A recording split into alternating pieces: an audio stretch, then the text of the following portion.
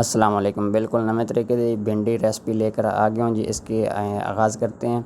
एक पैन ले लिया इस तरह का, ऑयल डाल देते हैं, इसमें आधा कप ऑयल डाल दिया। ये लहसुन चॉप किया हुआ डाल देते हैं, इसको थोड़ा मिक्स कर लेते हैं। ये भिंडी मैंने काट कर रखी थी।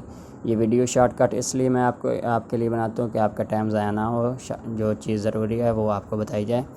तो भिंडी इसको फ्राई करना है, इसको ब्राउन कलर देना है। सारी भिंडी को 10 से 15 मिनट लग जाएंगे इसको फ्राई करते हुए। भिंडी हमारी फ्राई हो चुकी है। ये मेरे पास रेड मिर्चें, नमक, हल्दी, कुटा हुआ धनिया, ज़ीरा पीसा हुआ धनिया, ये शामिल कर मिक्स कर लेते हैं। ये प्याज 4-5 हरी मिर्चें और 3-4 टमाटर कटे हुए ये शामिल कर देंगे। मिक्स कर लेते हैं। 5 से 6 मिनट इसको दम पे रखेंगे। भिंडी हमारी रेडी होगी। इंशाल्लाह नेक्स्ट वीडियो में मिलेंगे इंशाल्लाह। अल्लाह हाफ़िज़। अल्लाह मियां नासिर।